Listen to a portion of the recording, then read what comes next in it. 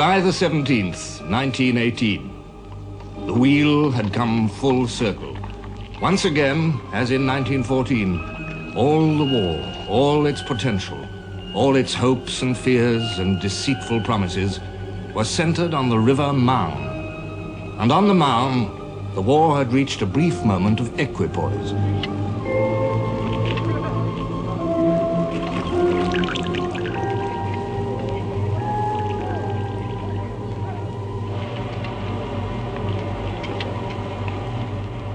The last of the great German offensives on the Western Front had been launched 3 days before. By July the 17th, it had been halted by the combined efforts of French, British, and American troops. General Ludendorff gave orders for the attack to cease. A continuation of the offensive would have cost us too much. General Foch, Commander-in-Chief of the Allied armies, asked, what indeed had been the results of this Friedensturm, which it had been so loudly proclaimed was to bring peace by one victorious rush? Nothing but bitterness and deception, forerunners of defeat. On the night of July the 17th, Ludendorff traveled northward to the headquarters of Crown Prince Ruprecht of Bavaria to discuss the final offensive against the British army, which had always been his main intention. For the few quiet hours while the equipoise lasted, the Germans remained unsuspecting.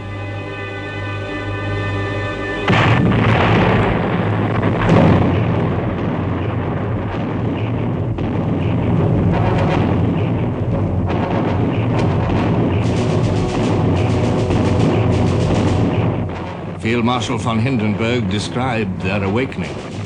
Suddenly, a violent hail of shells descended on the back areas.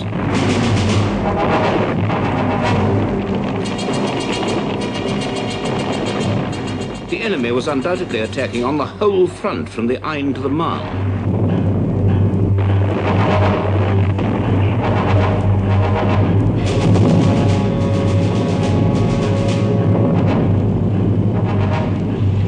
"350 French tanks rolled into the attack. American divisions spearheaded the main French onset. Really, we started out recklessly, like a holiday it was, because we didn't know, we didn't see any dead people yet, no one was killed yet. So we started out, we followed the barrage, and the first Germans we saw dead were in the first line. We leapfrogged that line, we followed our barrage, it continued, we followed it to the second line of German trenches. There too, a lot of Germans were killed by our barrage, and there wasn't much opposition the first half hour or so. When the Germans recovered from their surprise, resistance stiffened. It was never easy to defeat the German army.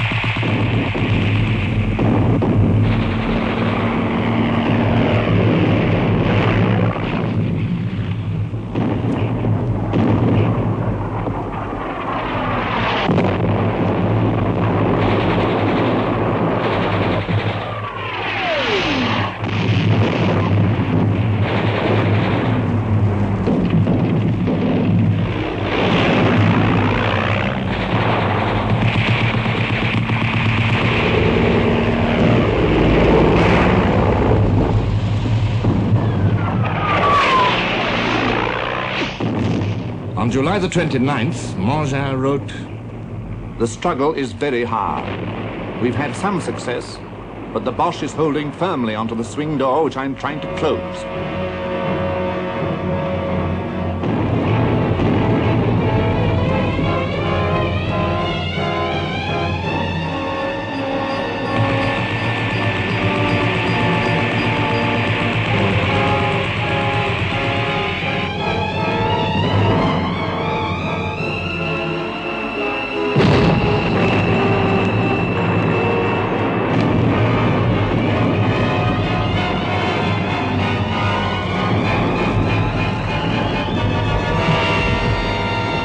Steadily, reluctantly, fighting stern rearguard actions, the Germans were forced to withdraw.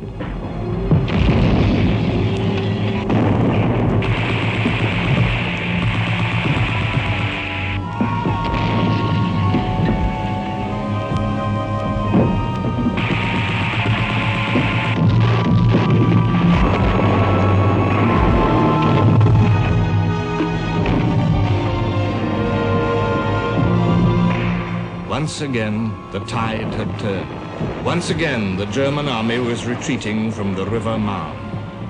Hindenburg wrote, It was a grievous decision. How the enemy would rejoice if the word Marne were to mean a revolution and a military situation for the second time. Paris, and indeed all France, would breathe again. What would be the effect of this news on the whole world? We realized how many eyes and hearts would follow us with envy, hatred, and hope. The Germans had to bow to the inexorable. On August the 2nd, they evacuated Soissons. By August the 5th, the Second Battle of the Marne was over.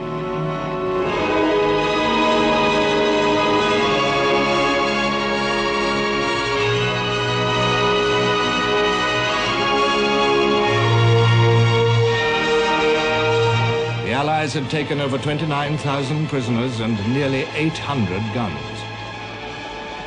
The German High Command understood the significance of what had been done.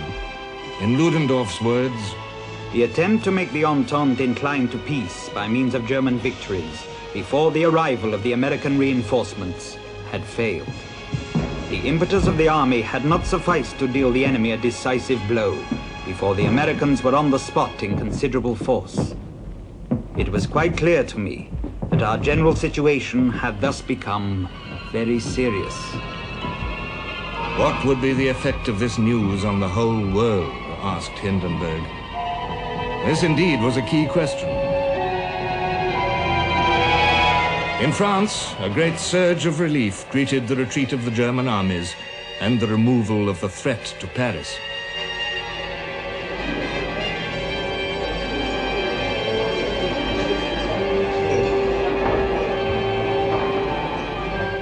In America, there was pride at the part played in these great events by the young army of the Republic. These July battles were America's first awakening to the harsh truths of the war. American losses had been heavy as their high-spirited but inexperienced soldiers stormed into the attack. General Mangin, who commanded them, said, "You rushed into the fight as though to a fate. American comrades, I am grateful to you for the blood so generously spilled on the soil of my country." In Britain, the news of victory, after months of anxious waiting, months of shocked awareness of German strength, was treated with care. On August the 4th, as the battle was ending, Lord Rothermere wrote in the Sunday Pictorial, "We are still very far from our goal, and we ought soberly to confront the situation as it now exists." Germany in 1918 had displayed to the world such ruthless force that men might well doubt the possibility of its waning. Yet in Germany, as the Battle of the Marne developed and the news of it reached the people, uneasy voices were heard and would not be stilled. The Cologne Gazette reported, Reviewing events at home during the 4th year of the war, the inference is obvious that a true offensive spirit is lacking at home. In this connection, there is no more instructive comparison than that of our arch-enemy, Great Britain. For Britain's home front has no loopholes and no weak spots. the British government might ruefully smile to learn that Britain had no weak spots. There was a strike of munition workers in Coventry and Birmingham at the very climax of the Battle of the Marne. There was a strike of women operating London buses and trams, followed by the threat of another by women workers on the Underground. There was a strike in the Yorkshire coalfields, coinciding with the disclosure of a serious Allied shortage of coal.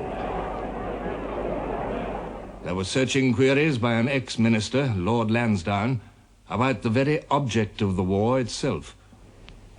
There were continuing shipping losses, still in excess of new building. There were food shortages and a frightening influenza epidemic. There was a ferocious agitation against enemy aliens in Britain. A petition with 1.25 million signatures demanded the internment of every alien forthwith. The largest mass meeting in Trafalgar Square since the outbreak of war urged the same thing. This rage against aliens displayed the hysterical element in Britain's will to victory. A letter to the Times said, At last, the view of Germany as she really is dawning on the British people.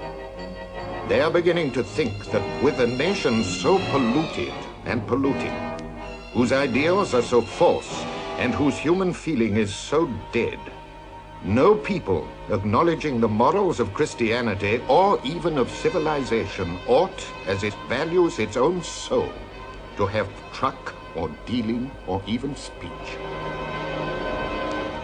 On August the 8th, the London Times reported an article in the Frankfurter Zeitung. There will be little sense in yielding to illusions about what is before us. We shall have to go on fighting during the winter, and doubtless during next summer also. And the troops which are crossing the ocean every day from America must feed the war, like fresh logs thrown upon a dying fire. And this will not make the fighting easy. On this day, August the 8th, fresh logs were indeed thrown on the fire. On July the 17th, the eve of Foch's counterstroke on the Marne, the British Commander-in-Chief, Sir Douglas Haig, had suggested to him a joint French and British attack to relieve the important rail centre of Amiens. This proposal, said Foch, was perfectly in harmony with my way of looking at the matter. On July the 20th, he wrote to Haig, Having reached the point where we now are, it is indispensable to seize the enemy and attack him, wherever we can do so to our own advantage. The combined attack should be carried out at once. Haig had been preparing this stroke for over 2 months. He entrusted it to General Rawlinson's Fourth Army. The whole British Army was now a very different force from the one which emerged from the great, costly defensive battles of March and April. Haig recognized the transformation. 2 months of comparative quiet worked a great change in the condition of the British armies. The drafts sent out from England had been largely absorbed. Many of the reinforcements from other fronts had arrived, and the number of our effective infantry divisions had risen from 45 to 52. In artillery, we were stronger than we had ever been. The British Army was ready to take the offensive. By 1918, British war production was truly organized on the scale of these tremendous needs. In March and April, under the German hammer blows, the British Army lost over 1,000 guns and vast quantities of war material. British production was able to replace these losses before the same battles were over. At the end of April, the King addressed a message to the munitions workers. The King has learned from the military authorities that practically all the losses and expenditure of munitions during the battle have already been made good without any undue depletion of normal reserves, out of the resources which have been held in readiness and by the additional effort which has been made. There are now actually more serviceable guns, machine guns and aeroplanes with the British armies in the field than there were on the eve of the German attack. Thus fortified, Haig completed his preparations to counterattack. But, as 1916 and 1917 had shown, something more was needed than filled ranks and vast stocks of war material. Secrecy. By every trick in the book, the British Fourth Army worked to achieve surprise. Every soldier had a notice pasted into his paybook. It said, Keep your mouth shut. The success of any operation we carry out depends chiefly on surprise. Do not talk. When you know that your unit is making preparations for an attack, don't talk about them to men in other units or to strangers. And keep your mouth shut, especially in public places. Do not be inquisitive about what other units are doing. If you hear or see anything, keep it to yourself. The success of the operations and the lives of your comrades depend on your silence. On July the 28th, Foch placed the first French army under Haig's command for the forthcoming battle. This was kept secret. Haig wrote to the French commander, to tell him that I would not call at his headquarters until operations had started, in order not to excite suspicion.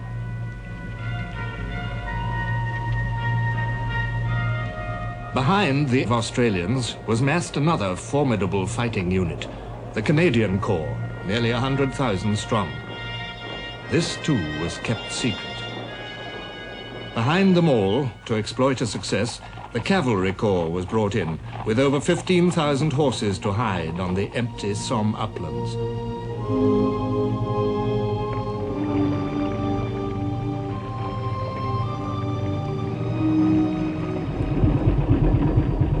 Over 2,000 guns were assembled, also in secrecy.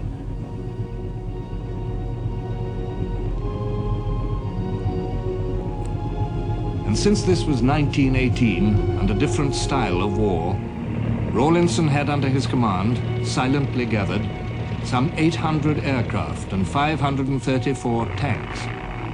Of all this, the German High Command knew nothing. On August the 4th, Ludendorff composed an order of the day. I'm under the impression that in many quarters the possibility of an enemy offensive is viewed with a certain degree of apprehension. There is nothing to justify this apprehension, provided our troops are vigilant and do their duty. The Battle of Amiens opened at 4:20 a.m. on August the 8th. We are the dead. Short days ago we lived, felt dawn, saw sunset glow, loved and were loved, and now we lie in Flanders fields. Take up our quarrel with the foe. To you from failing hands we throw the torch. Be yours to hold it high. If ye break faith with us who die, we shall not sleep.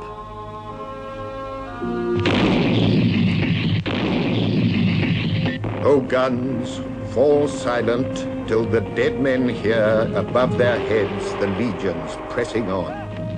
O flashing muzzles, pause, and let them see the coming dawn that streaks the sky afar. Then let your mighty chorus witness be to them and Caesar that we still make war. Tell them, O guns, that we have heard their call, that we have sworn and will not turn aside, that we will onward till we win or fall, that we will keep the faith for which they died. Here we are, 8th of August. 400 tanks along the Amiens front. Is there a man alive of us who forgets? What a day. 400 tanks in line of battle. Good going, firm ground. The air grows electric. 2 minutes to go. Watch his tick, heart's beat.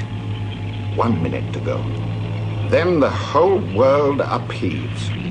No words can describe it. Just the whole world heaves, rocks, tumbles, turns upside down, ricochets. We can see, hear, and feel nothing. The driver's on his seat, his hand on the clutch. Soon she's humming, sweet and low. I depress the pedal and she roars magnificently, like the great man-eater she is. She gives a lurch and a roll. The gunners spread their feet for balance, and we're off.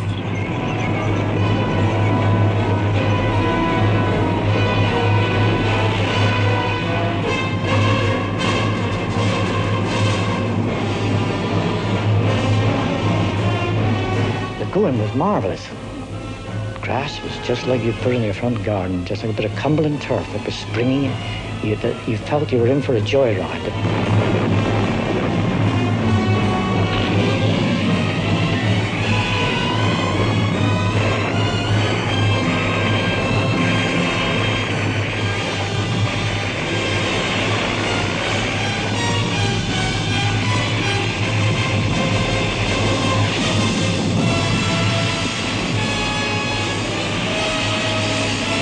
whole plateau, seen from the air, was dotted with parties of infantry, field artillery, and tanks, moving forward.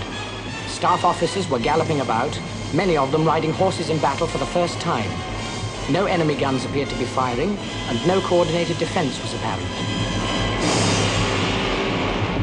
Only the Royal Air Force lacked the sense of overwhelming victory that day. During the hours that elapsed between the opening of the battle and the lifting of the morning mist, the Germans had time to summon air reinforcements to the Somme. As the British planes took off to fulfill their bombing missions against bridges, communications, and troop concentrations, German squadrons assembled against them. The Richthofen squadron appeared. Baron Manfred von Richthofen, the most famous air ace of the war, was dead now, but his squadron, led by Captain Hermann Göring, was still a crack unit, a fearsome opponent to meet.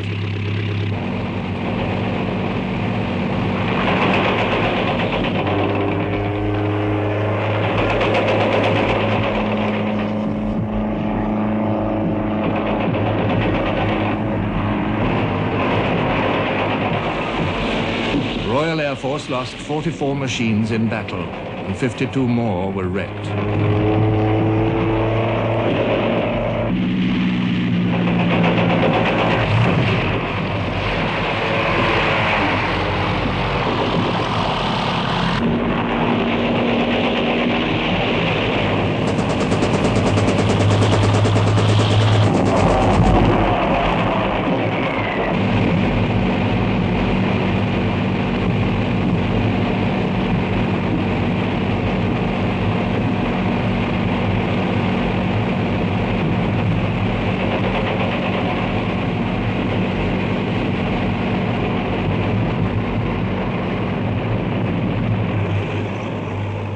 On the ground, the battle flowed forward towards its unmistakable meaning.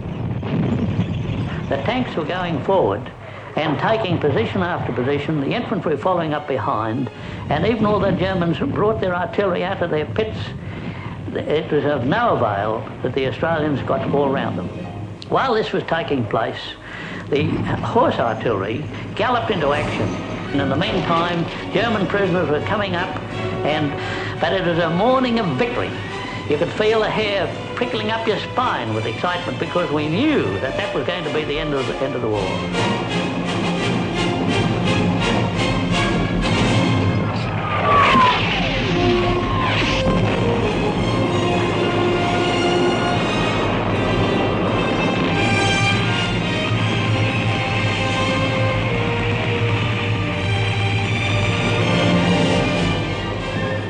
By 1:30, the Australians were on all their objectives.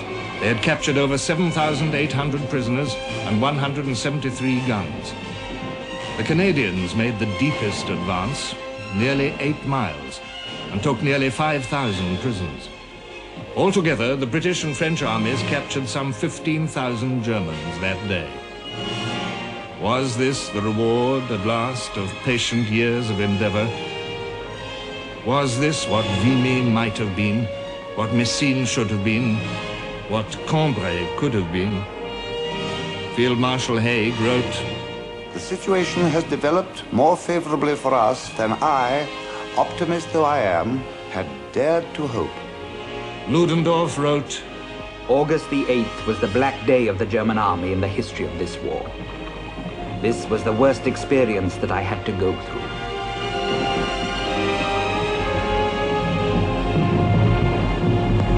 The Battle of Amiens was a new beginning, the glint of a new hope. The advance slowed, but the feel of a great occasion did not diminish. German resistance stiffened as usual, and each mile gained brought the British nearer to the old, devastated Somme battlefields of 1916, a dreadful wilderness to fight in. But Amiens, on August the 8th, struck such a blow at German morale as it had never sustained before. As the German support divisions moved up, they met men who shouted to them, "You want to prolong the war? If the enemy were only over the Rhine, the war would be over." We thought we'd set the thing going. Now you fools are corking up the hole again. Ludendorff was appalled at the reports which reached him. Everything I had feared had here, in one place, become a reality. Our war machine was no longer efficient. The 8th of August put the decline of our fighting power beyond all doubt. The war must be ended. More slowly now, but steadily, the Allies pressed forward. On August the 11th, there was a meeting of the German Supreme Command. Ludendorff offered his resignation, but it was not accepted. The truth, however, could not be disguised. The Kaiser told his generals, I see that we must strike a balance. We have nearly reached the limit of our powers of endurance. The war must be ended. the war must be ended. At last, the realization came home. At last, the leaders of the German army, the mightiest instrument of power that the world had seen, knew that they could not win. The London Times wrote, The new Franco-British offensive, initiated under the command of Sir Douglas Haig, is one of the most gratifying surprises of the war. It surprised the British public just as much as the enemy, for never has a secret been better kept.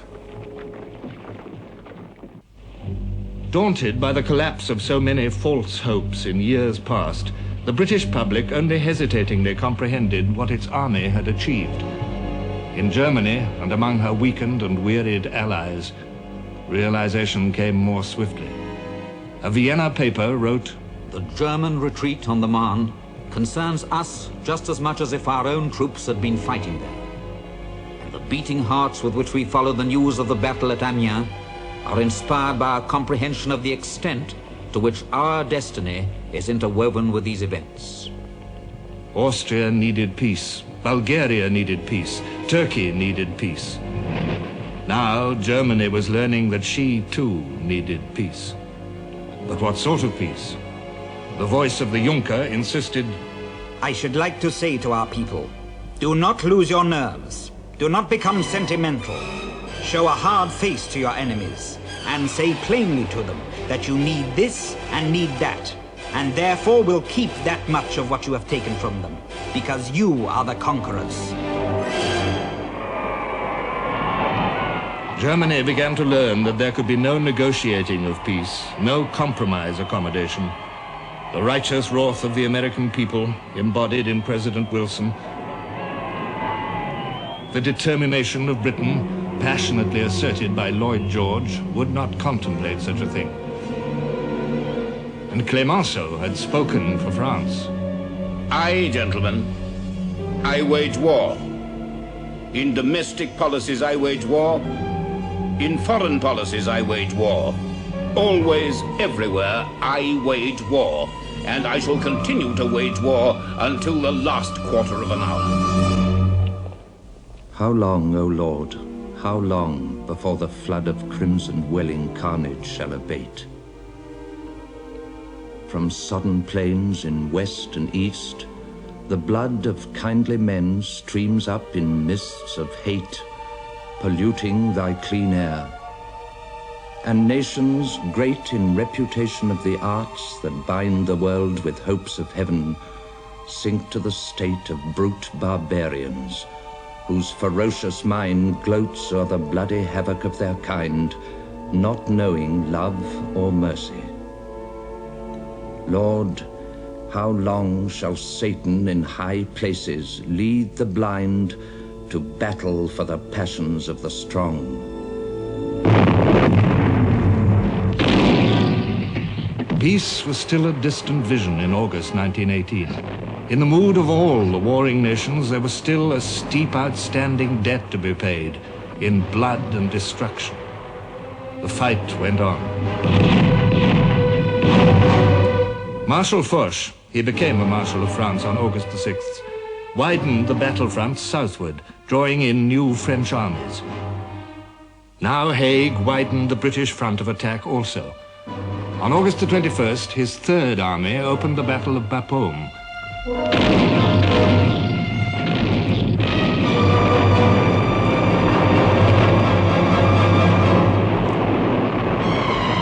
Bapaume fell to the New Zealanders on August the 30th. In this battle, the British captured 34,000 men and 270 guns. Before it ended, Haig flung in his first army, attacking still further to the north, along the River Scarpe.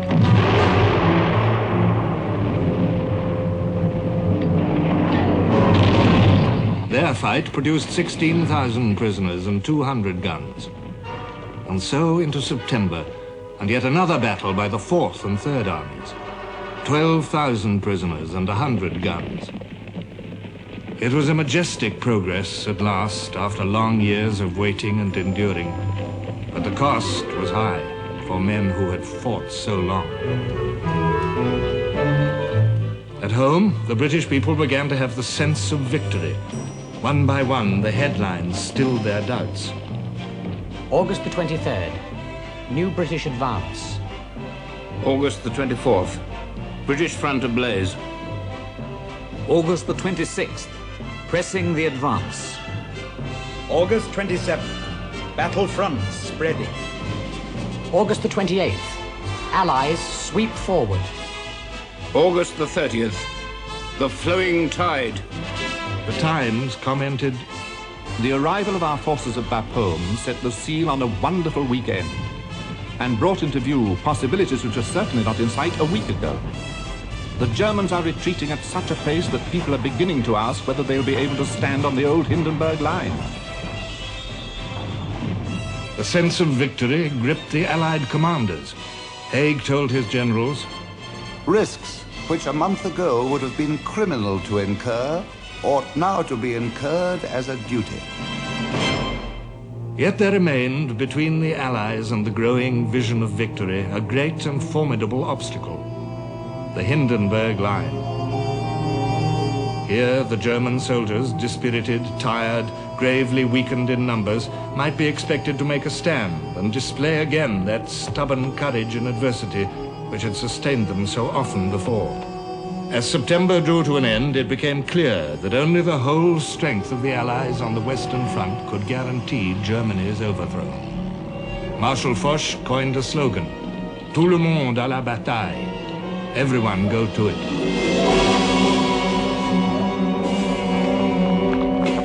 Now the Americans joined in, fighting as an army in their own right. Already on September the 12th, they had cleared the Saint-Mihiel salient near the famous fortress of Verdun, taking 15,000 prisoners and 450 guns. It was a fine achievement in their first great offensive. But now, for the massed blow of the whole alliance, the direction of the American effort had to be changed. By a tremendous feat of organization and administration, the ever-expanding American army was shifted to the Argonne to strike northward, while the French and British marched east.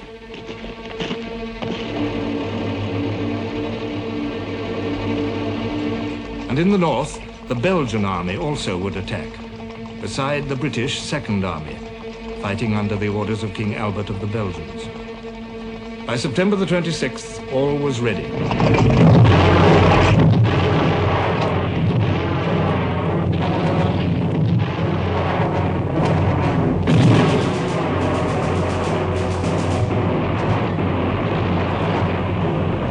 The French and Americans struck hard. Then the haste with which the attack had been mounted told against them. The Americans suffered heavy casualties. These they could have borne in the enthusiasm that impelled them. But on this desolate ground, their transport broke down. Supplies could not be got to the troops in action.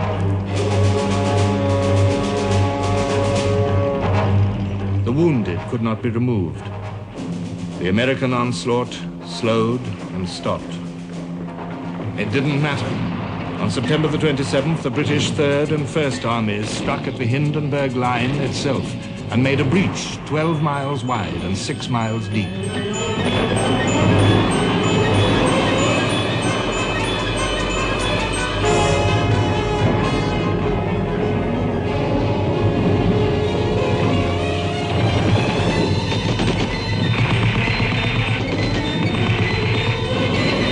When we got to the wire there, it was terrific. It was about 4 foot high, and I would say about 15 yards wide. But the tanks who'd gone in front of us They had ploughed through it like a ship in the sea, and we had no difficulty at all in walking in their tracks through the Wye. We also got over the Hindenburg front line. On the 28th, the Second Army and the Belgians took up the tale at Ypres and crossed the entire battleground of Passchendaele, where the British had fought for 3 bloody months in 1917 in one day.